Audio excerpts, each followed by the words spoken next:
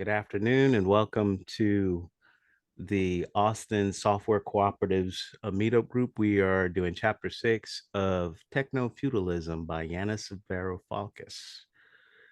This chapter is about what he's describing as the new Cold War. We'll do a little bit of review, and I generally stop every, different portions on different uh, with each subsection of the chapter and get some feedback. That seems to work the best uh, for most people. All right. Um, any comments before I get started? All right. But then again, I haven't read the book, so I'll try to catch up. Yeah, and Jose's here. And we might have some people trying to get in, but I posted everything, so we'll see. All right. So he's going to be talking about a Cold War with China. I'm going to do some review on his whole view of economics, kind of unique. He is an economist. He's was the finance minister of Greece. Who's also an economist here in UT. But let's get into this. So he starts talking about Donald Trump um, did a banning. Okay, let some people in of Huawei, and he was also talking about how Joe Biden kind of, when he got elected, also followed up with the banning, and he has a unique view of why that was happening, and it wasn't just because he wanted to be a troublemaker. So let's see here. So we have Joe Biden. People remember Trump going back and forth with Huawei, and I guess specifically it was he banned Google from allowing use of its Android operating system smartphones, Huawei. That was one. We also went in and told the European government to not work with Huawei as well. And we're going to get into what they said the reason was for in a little bit, and then what the author is going to say he thinks what the reason is. Then what a little bit lesser known uh, is Joe Biden kind of followed up with it. So, according to New York Times, White House issued sweeping restrictions on selling semiconductors and chip making equipment to China, an attempt to curb the country's access to critical technologies. So, what he's saying here, both Trump and Biden cited national security concerns. So, from my perspective, actually being in telco, they were saying that the equipment, especially like the 5G equipment and so on and so forth, that Huawei was making, had um, exploits built into it because they wanted to monitor everyone. Mm-hmm. Close looking And at the two, supposedly. yeah, so they were saying that, and that was what they're saying, national security concerns. But the author here is saying that that was not really the reason why, and he's gonna get more into in depth. Could be overdetermined, right? Both reasons, but he's saying it's really this other reason. And then the first thing he's bringing up is neither China's communist regime nor its stance on Taiwan were new, urgent, or unexpected. There's back and forth with the computer chips being built in Taiwan and all this stuff. And uh, they also he's also citing that we never really had a big problem with Apple developing things over there and other people developing things over there. And so, what's the difference? And so, he has this concept called the Minotaur, which we talked about in previous chapters, but we'll review it again. um, so, we had the what he's calling the Nixon shock of 1971. And this is when we went off the gold standard. he goes previous to that in the earlier chapters, talking about how we got onto the gold standard and the ending of World War II. Now, we said this in previous reviews. The common thought is that, okay, this gold backed standard of the dollar was there just because it's like a great idea or something. And he's saying we were using that as leverage after World War II to rebuild Europe and Japan. And we allowed them to borrow dollars in order to build their economy up. And as long as it was backed by gold, everyone was happy. But in order for that to work, we had to be a exporting nation. All right. So here, for as long as the Americans sold more stuff to Europe and Asia than it imported from them, as it did between the war's end and 1965, the trade surplus meant that every time America sold a jet or refrigerator in France or Japan, the foreign held dollars that paid for them would be repatriated and America's gold reserves would remain untouched. And we're going to expound on this even more later. However, by the mid Place some 60s, questions for later. go I ahead. got thoughts Go on ahead. that. Oh, and it's just interesting that's Japan, because to me it seems like after the Second World War, all Europe and Japan were coming out of being rebelized, right? Just like Germany and Yeah. Russia. But the thing that's kind of interesting to me is I've read several books where they're saying that the Japanese left, unlike the Germans, somehow exited World War II with a lot of gold that they had confiscated from China. I don't remember him talking about that. Well, he might be talking about it, but as I've read Yeah. other accounts of that, so it's Yeah. kind of interesting that Japan's in here, and then Yeah, they definitely speculation that they. were definitely borrowing our money. We were rebuilding Japan, no question, as well No, but I as mean, somehow Japan got off scot-free compared to the Germans, including the gold. oh, you mean as far as like some type of punishment or something, Yeah, in other words, Germany like had having to pay back some confiscated, but things? Yeah. Japan didn't for some reason. Yeah. And yeah, there's been lots of speculation about why that was. I don't know. Anyway, Yeah. Oh, good. We to nuclear bombs on civilian population. Maybe that Mm. has something to do. Is how Well, by much that time we gold. already had the bomb, right? And it had already been leaked. All right, let's get into this. So, by the mid 60s, the United States had turned into a deficit country, buying goods of greater dollar value from foreigners than it sold to them. This led to a torrent of dollars leaving America for Europe and Asia and not coming back. So now we're a deficit country. Now, they grew anxious, right? These other countries, that the US government did not have enough gold to match their dollars, and there was a run on America's gold. To prevent losing it all, in 1971, Nixon told the world that they would no longer exchange free foreign held dollars for gold at that fixed price. In other words, no more gold for you from our vaults.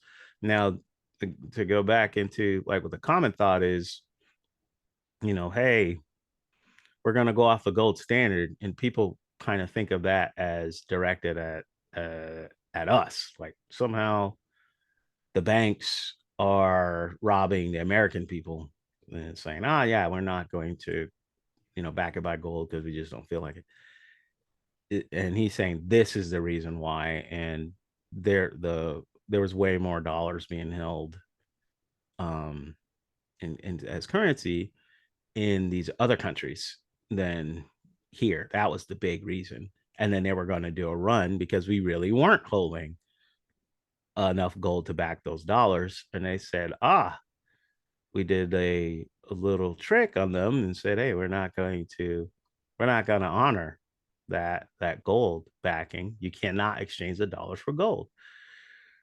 And then, everyone thought he's not going to go into it here, but all right, but it was in the earlier chapters, but this was part of the Minotaur.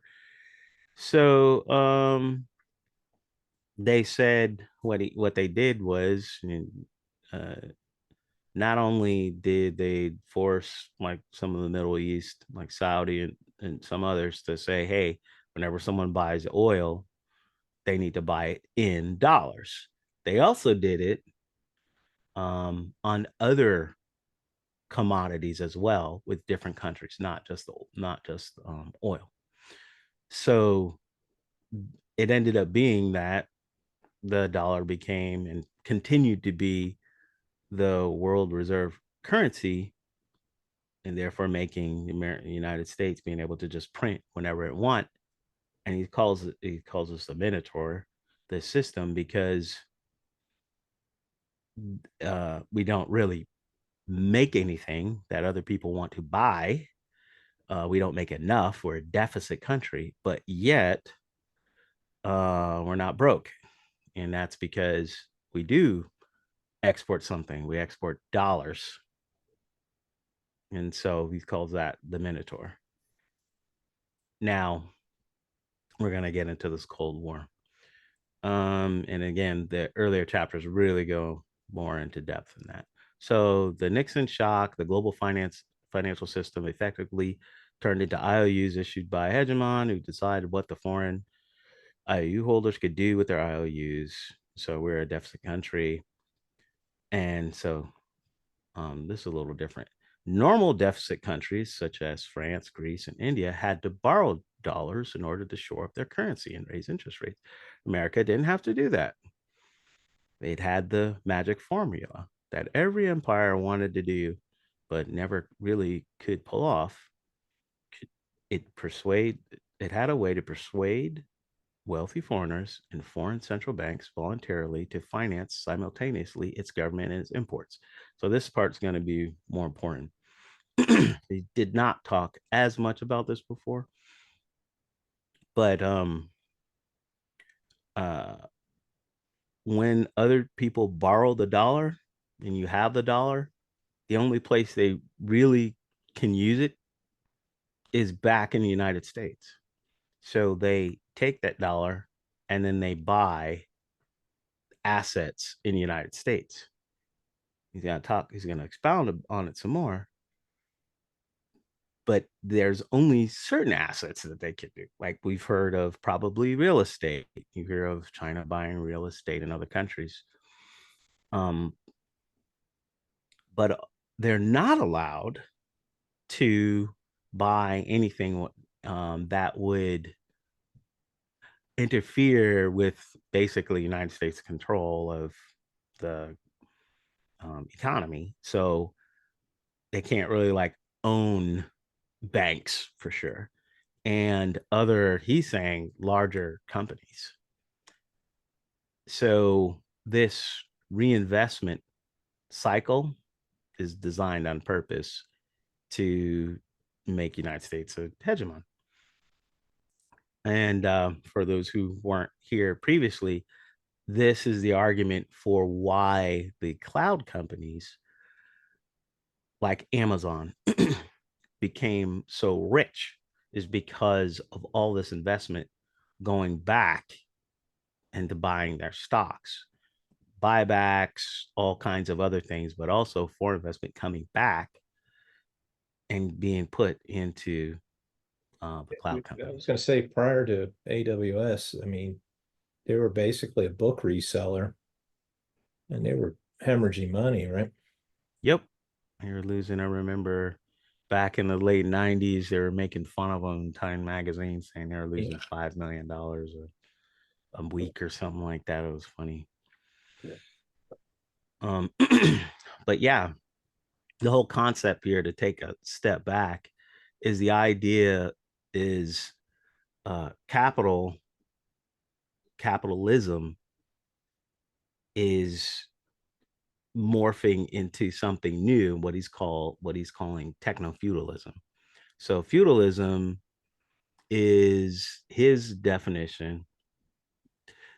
One of the main attributes of feudalism is rent versus profit. So profit, so what's the difference between rent and profit? Profit assumes innovation. Some capitalist, some company, some entity is creating something, putting it on the market, and it's going to be better than something else. In order to keep that competition going, there has to be innovation to make the product better. Rent, there's no innovation. So basically, think of a landlord. There isn't any innovation that goes into someone just owning a plot of land and you're a serf, growing things on that land. And then having to give the first couple of days the fruits of your labor to the landlord. I would just argue one thing, and that is I don't think the feudalism's new. I would have called it mercantilism, right? Yeah, mercantilism. We did a book review on But the great guilds, the yeah. great guilds of Oh, and medieval guilds. And the so, whole yeah, British Empire is built on, yeah. mercantilism. So mercantilism is supposed to be like in between uh Well, feudalism once and again, it was like moving the into crown. capitalism. So some of the other parts of mercantilism are going to be the merchants also trying to have some type of outsized control over the imports and exports, and it not being democratic, right? That kind of thing. The regular people are not having any influence there. There's a lot of stuff on mercantilism, but feudalism simply is just you have lords, you have serfs, and you have vassals that collect things. And he's saying that's analogous. What we're going into is, he likes to use Amazon as an example. If when you go to shop and well, he uses an analogy like this, or illustration. If you were to go to a neighborhood or a downtown area and you were to buy something, but everything in that market, that downtown area, was all owned by one person, and that one person was able to display the things that they wanted to you based off of the higher price, the maximum profit, whatever, that would be more, that would be closer to a feudal lord owning a piece of land and controlling it, setting prices, all of these other things. And it wouldn't be capitalism. He's saying that what we're running into, because of the control, the ability to give you ads, control what you're seeing and everything when you go onto Amazon Marketplace, it's so powerful that it's turning into, and it's not just Amazon, it's Google, it's all these other companies. They're using, and we also did a book review on the book, surveillance capitalism. They're using all of your data in order to manipulate you, and it's so effective that there's it's not a market, he's saying. So it's not capitalism anymore. It's going back into feudalism. So let's see here. How does this relate to the new Cold War? Um, let's just read this. So, what does it relate to new Cold War between America and China? From 1971 and onwards, any non-American capitalist with massive dollar wealth faced the same problem: what to do with dollars in a country where they could not spend dollars. The only option was to take them back to America and invest them there. That's what I was just explaining before. However, foreign capitalists soon discovered that the US government was not like other governments in Britain, Greece, or Spain.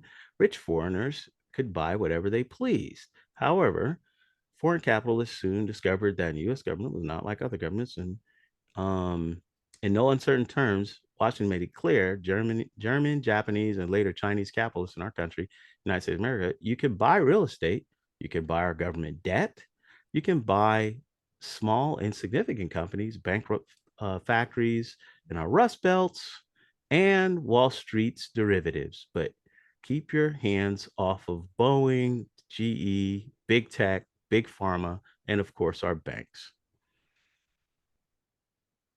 So that brings us back to Trump's ban on Huawei.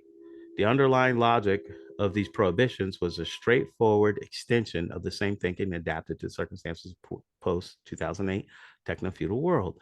With cloud capital dominating terrestrial capital, the maintenance of the US hegemony requires more than preventing foreign capitalists from buying up US capitalist conglomerates like Boeing and GE. In a world where cloud capital is borderless, global, capable of siphoning cloud rents from anywhere, the maintenance of US hegemony demands a direct confrontation with the only cloudless class to have emerged as a threat uh, to their own, China. So he's saying that the two cloud, um, there's a bifurcation, there's going to be two cloud kind of economies and giants. Now, remember, when we're talking about cloud, it's like a cloud broad brush. It isn't just, oh, computers and provisioning computers elastically. No, he's finance can be cloud. So we're going to talk about this some more. But any questions so far? The only thing I'd say is I've always, if I read somebody like Quigley, it's like it's not that the banks are really based in the US. They're this kind of extra national thing, Yeah. Yeah. controlled by the Brits and the US. The British still have their hands in this too, but they're always, sort of like the Wizard of Oz, they're behind the curtain. Yeah, I find it to be useful to separate people who can print currency Mm-hmm. and people, because he's not talking about regular, he's talking about the people who are printing and are very close to the money printing and asset Yeah, well, managers. and this with these fractional reserve schemes, or Right. debt, and it's basic, it allows the banks in particular to soak up all the assets, right?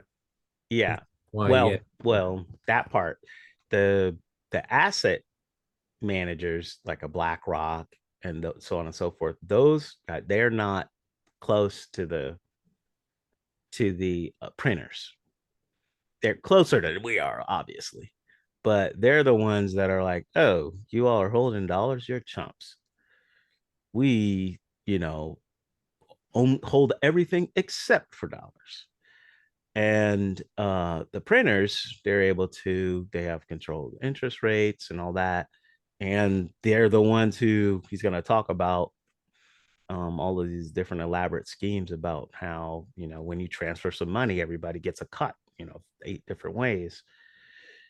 uh but they have a lot of power. People can, both of them have a bunch of power, but it'd be interesting to hear him talk about more of the Europe side, because they're kind of going to be on the asset side, the powerful ones over there when you're talking about Quigley and everything. So let's see here.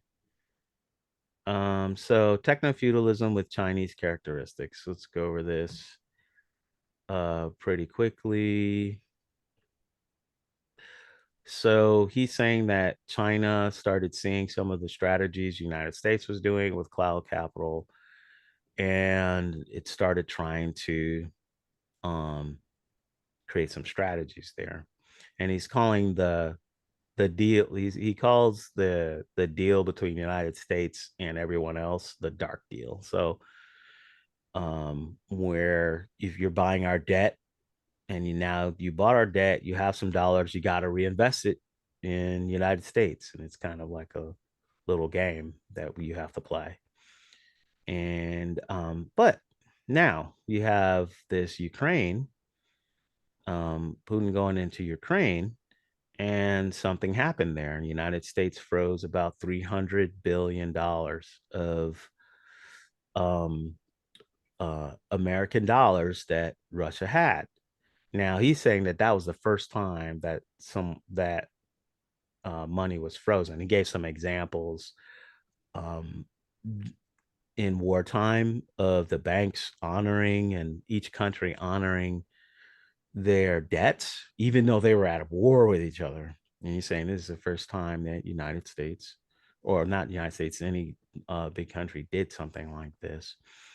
And so, because it's, people would think, why would you do that? So, Well, you have what is it? Isn't there an amendment in the Constitution that prohibits Congress from repudiating the debt? I think.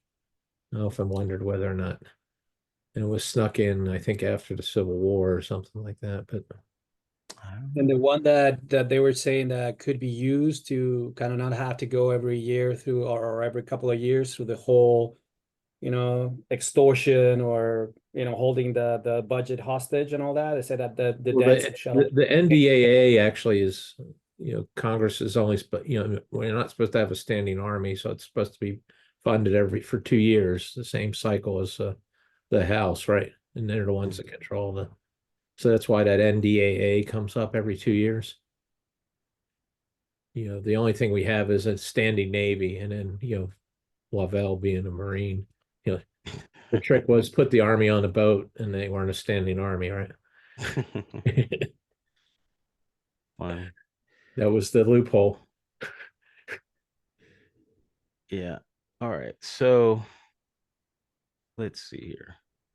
So China, with this threat here, and kind of his argument is that this woke up a bunch of countries because they thought that, the United States wouldn't do something like that. So putting yourself in the shoes of China's capitalist or China's finance minister, whose savings are in the form of dollar assets worth trillions. Supposedly everyone knew the United States government could confiscate the lot at any time, but no one believed Washington would ever dare to, because such a move would deter anyone from ever stashing their wealth within the US controlled dollar payment system again. So it was not a smart move. But like I said, Washington seized more than 300 billion of Russia from belong to Russia's central bank, and said, "Oh, too bad, and you may not transact on the international banking system, which I think is called SWIFT." So, okay, you're locked out. And so China saw that and said, "Wait a minute. If you're a Chinese capitalist cut off from the dollar, you will not be able to benefit from America's trade deficit." So China's capitalists are like, we don't want to be cut off from the dollar in any way.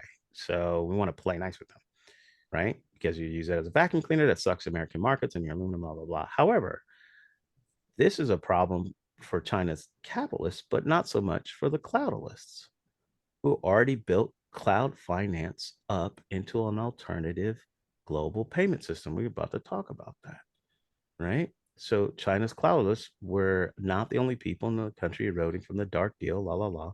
Beijing's central bank rolled out a digital yuan in experimental form, but with serious intent. For the first time anywhere, a state had issued a fully digital currency. Someone might say, hey, no, we've seen digital currencies before, everything really is just digital. No, they're saying that actually, when you do a transfer, let's say definitely internationally, it changes hands like 8 times.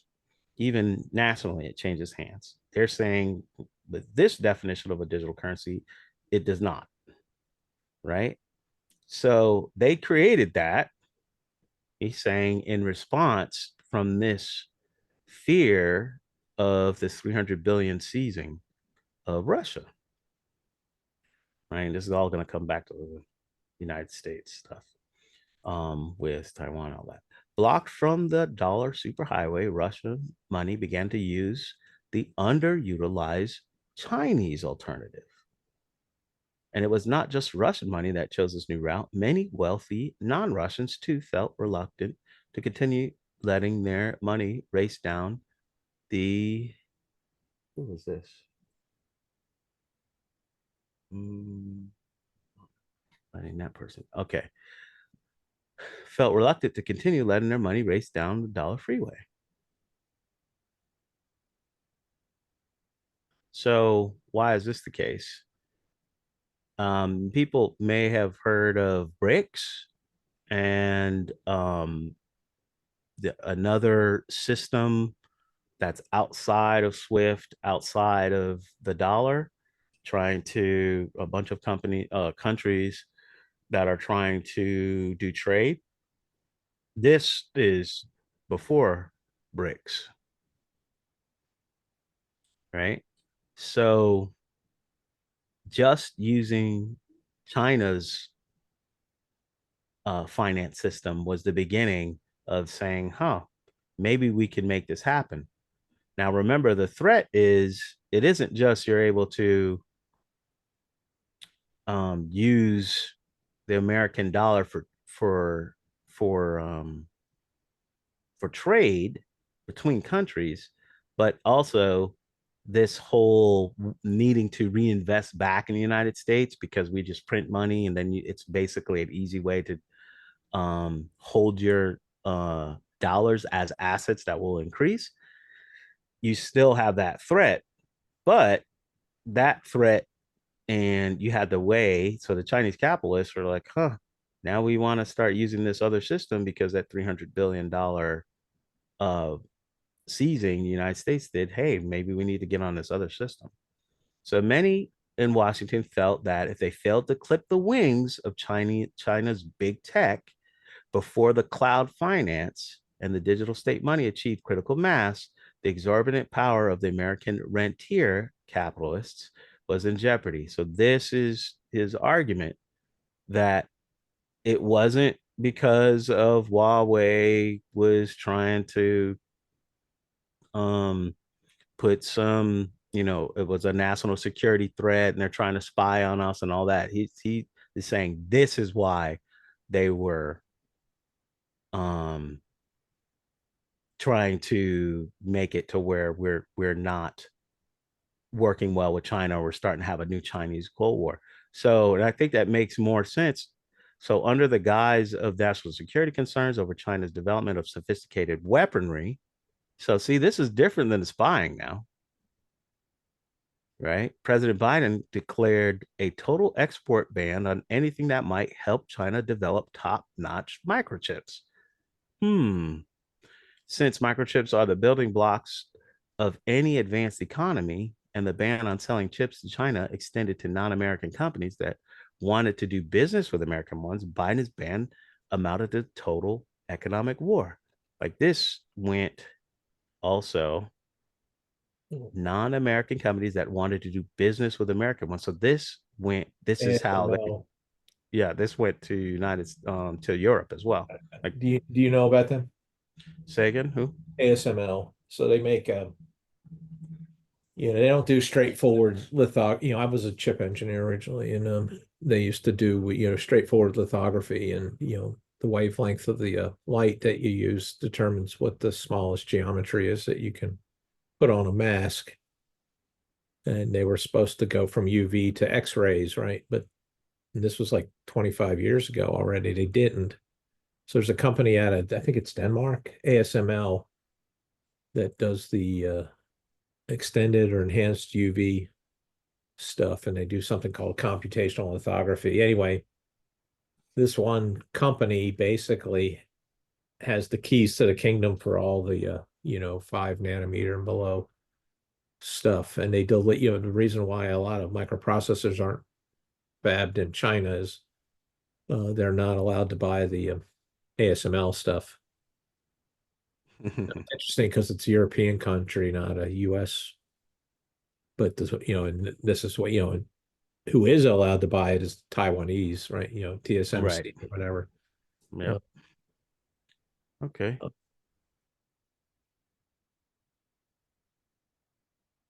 All right. So because of this ban, he's saying with Biden's ban, the first unintended consequence of Biden's ban was to motivate Chinese officials to fully bank on China's cloud finance. So this is a subsector of cloud. He's calling cloud finance this whole idea of being able to do payments and all this stuff without having to go through traditional banks and all that, but you're empowering the cloud, what he calls the cloud office.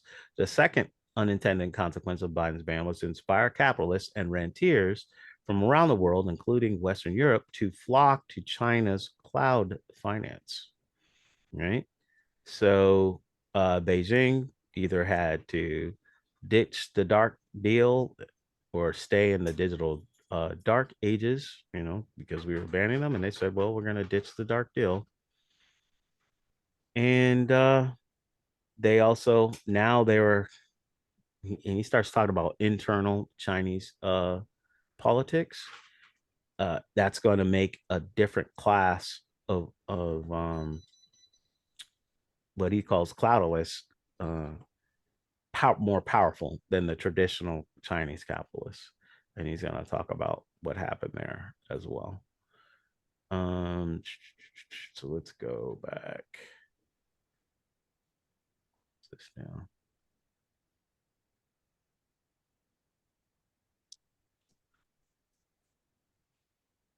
This is just a little review. We was talking originally on capitalism is about expansionism, or it seeks during the production phase, it seeks out new markets in order to absorb the goods that are created.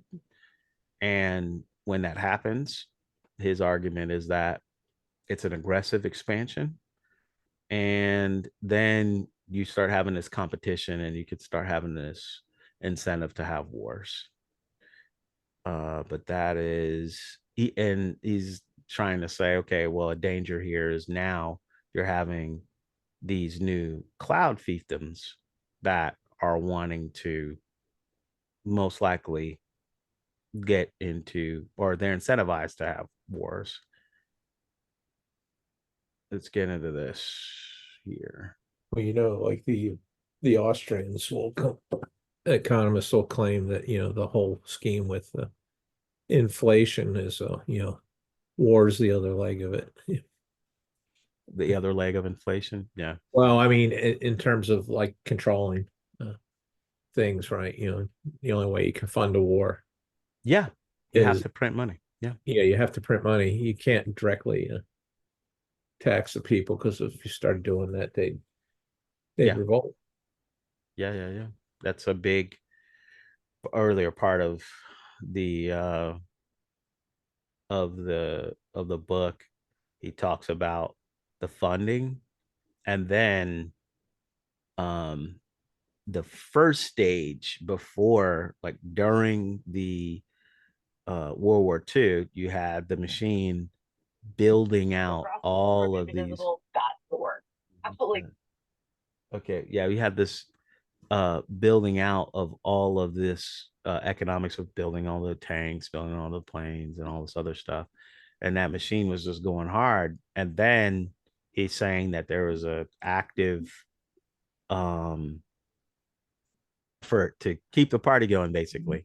All of this industry that was created, it needs to be, we want to export, we want to continue exporting. And that was part of the, hey, we're going to loan people the dollar that are in Europe and Japan, and they're going to buy our exports from this machine that we built up during World War II. So yeah, let's see here. So he talks about different crises that were created during American capitalism, and he talks about the Minotaur, which we described already. And this is here when he starts saying, okay, well, I think somebody needs to be on mute.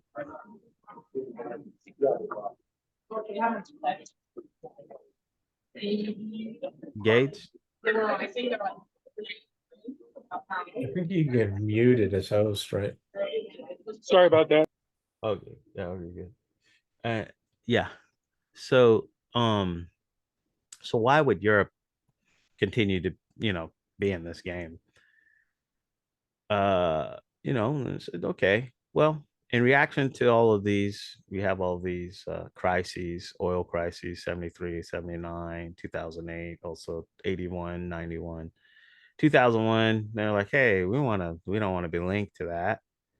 Let's have our own currency. All right. And he's saying, well, why did that really not work? And the reason is European Union's total dependence on its own dark deal with the United States.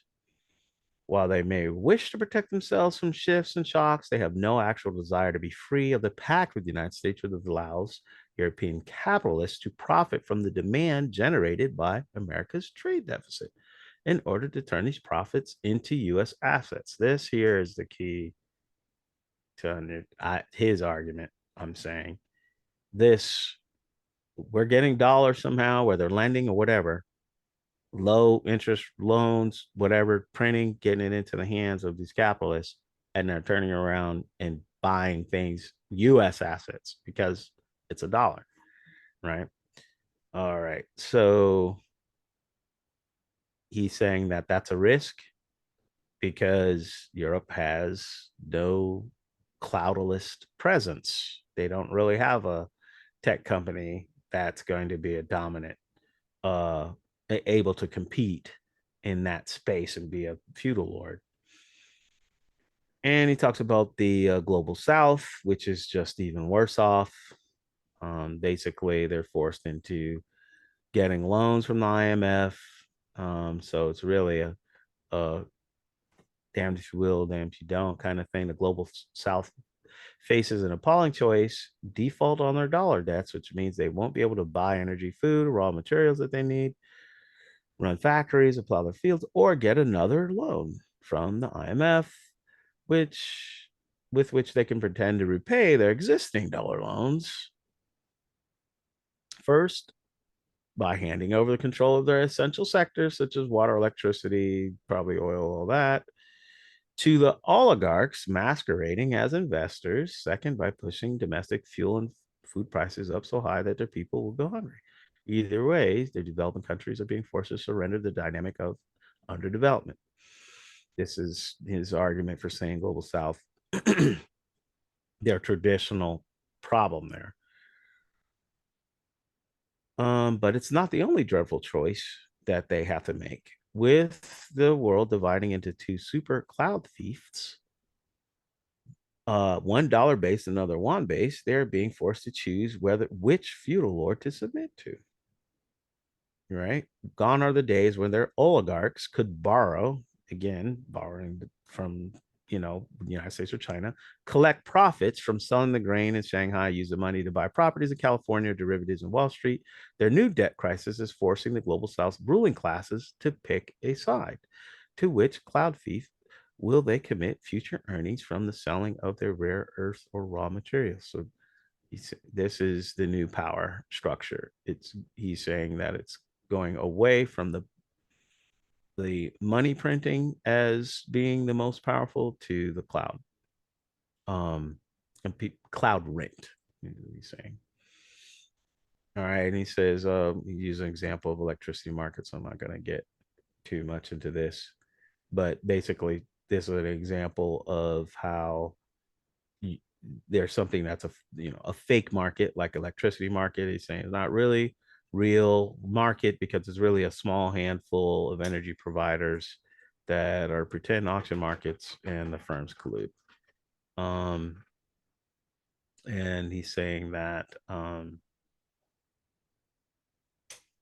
this is gonna be, it links into climate problems as well. And the final portion here. So 1991. Any questions so far on this portion? It seems like it parallels, like, the Confessions of an Economic Hitman type of thing, but Oh yeah, this part for sure. just a different political outlook on it, but the same basic scam. Yeah. Just All right.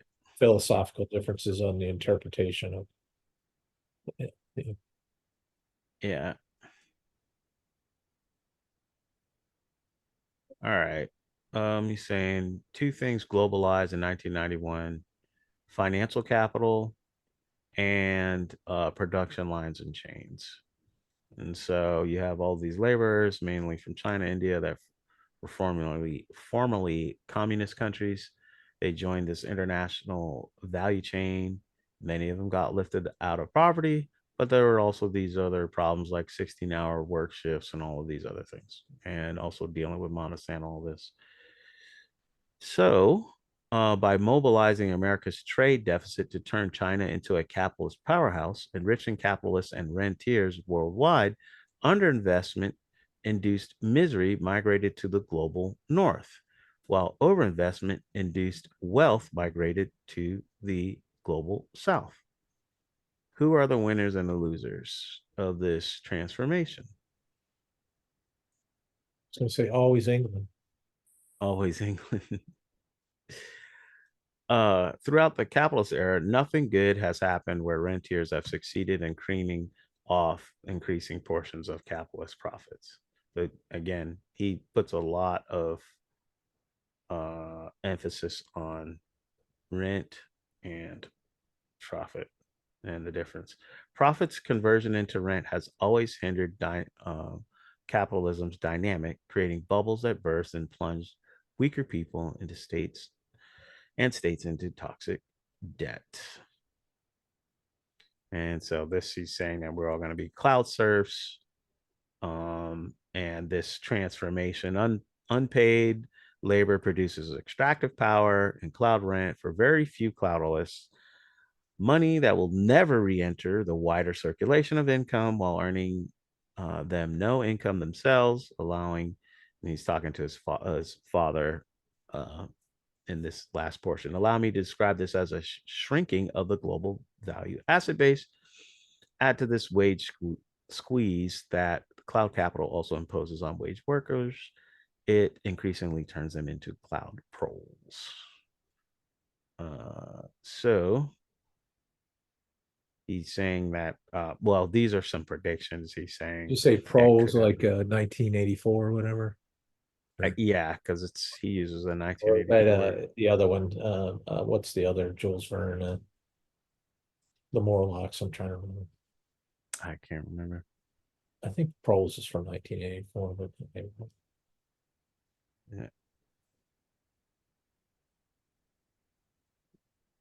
Yeah. So Chinese surplus value no longer migrates at the same rate to the United States. America's rentiers will be in trouble. He's saying that. As for American cloudalists, they can't know what to expect.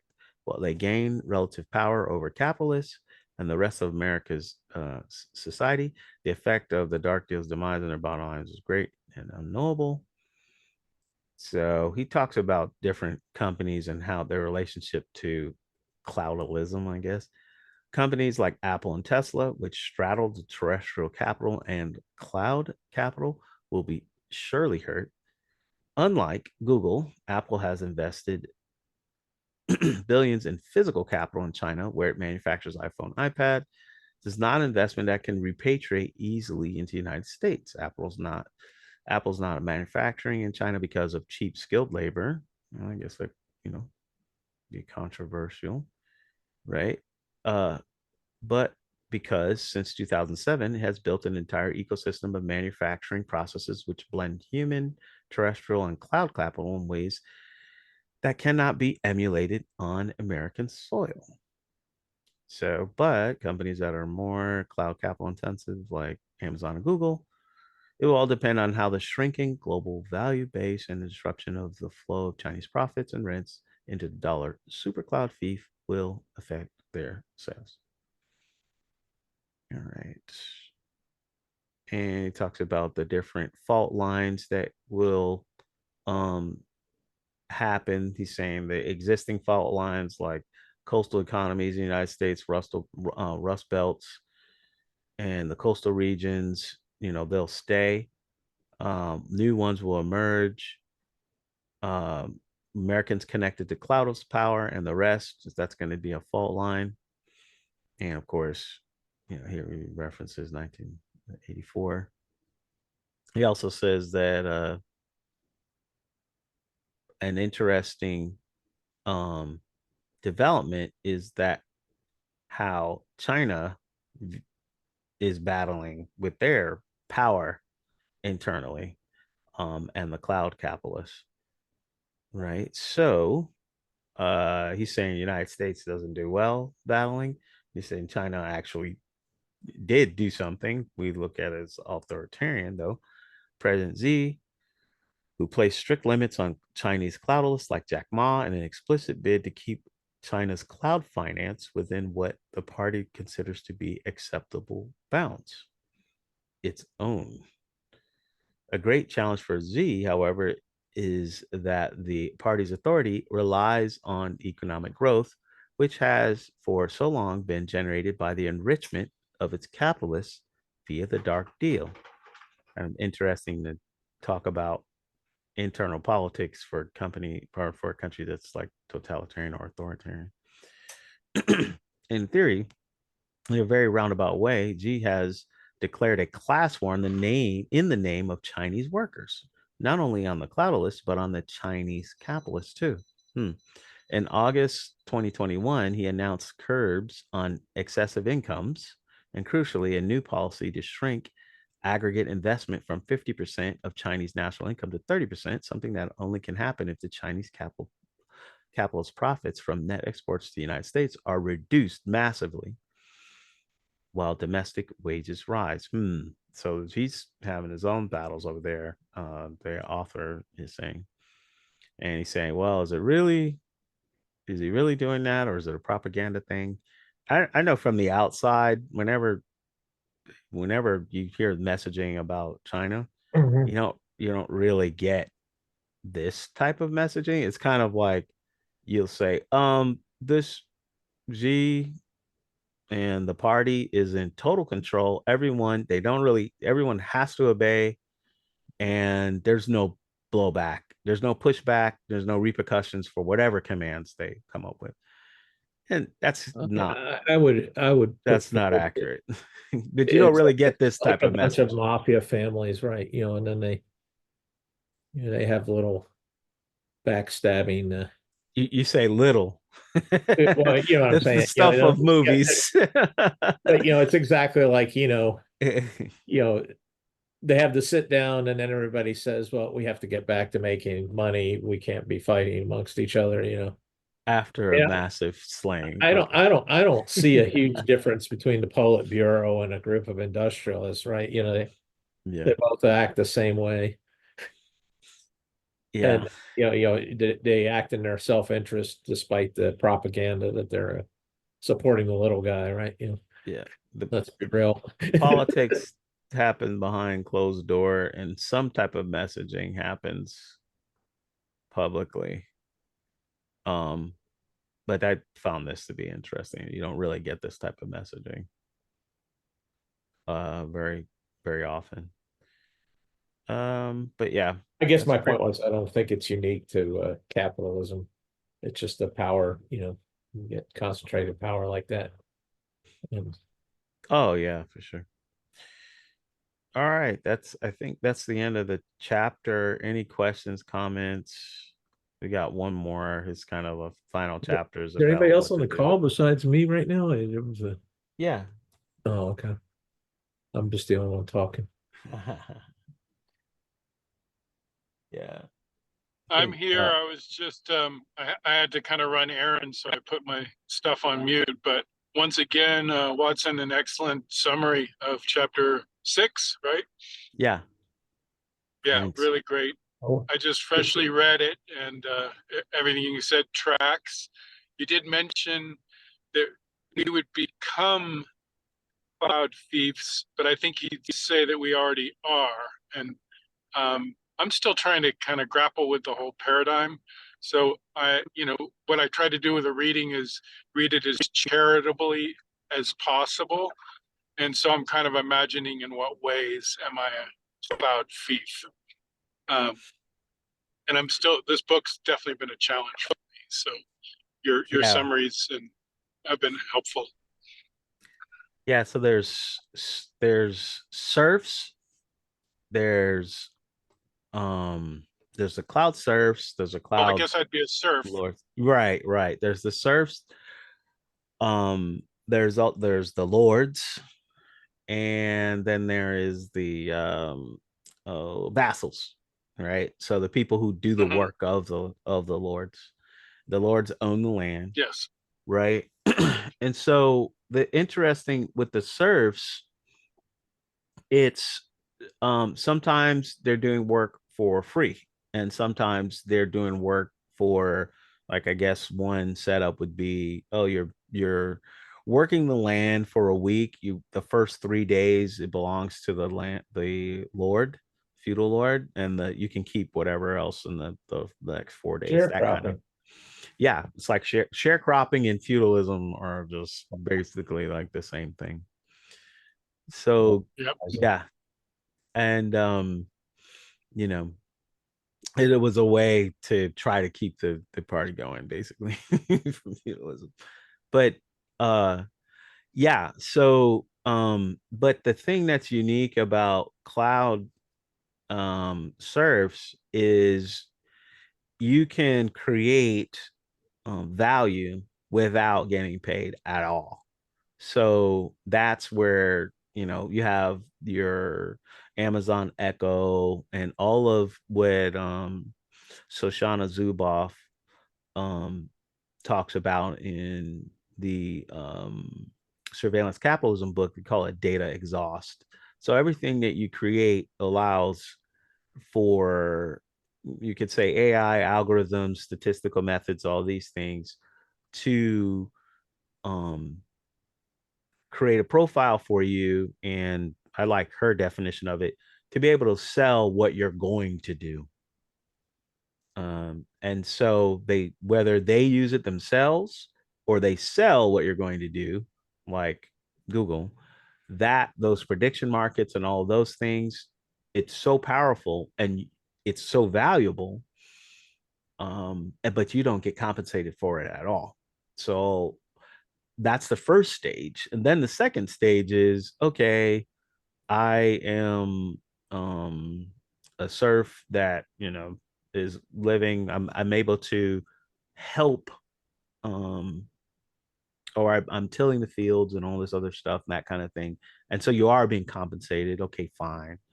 But then the next stage is, what unique to the techno-feudalism is the cloud vassals. So what he would say is, like a software company, let's say you're an open source project like MongoDB, and oh, you're doing great and people like to use your NoSQL database or whatever. Amazon just sucks it up, creates their version of MongoDB and sells it, doesn't give you any or very little, or really they don't give them anything. And they use it.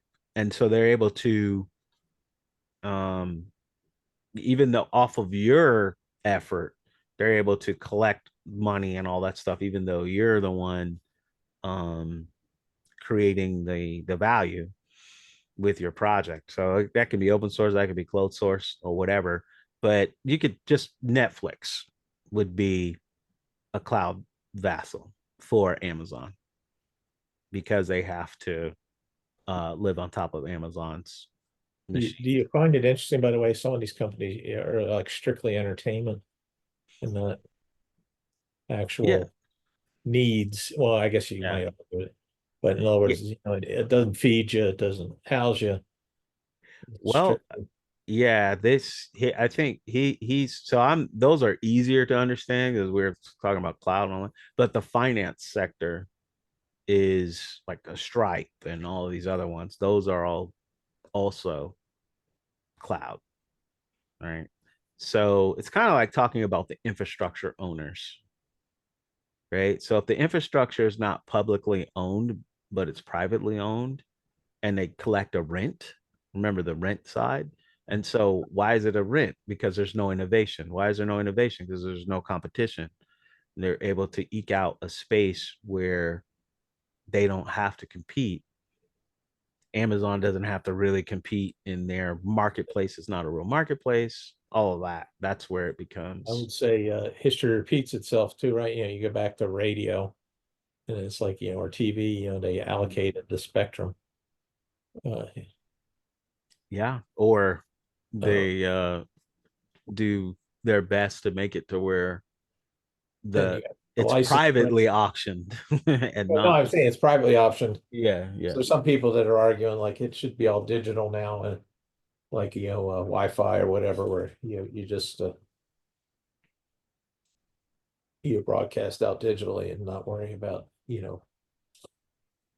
slices of bandwidth, whatever, Mhm. frequency spectrum.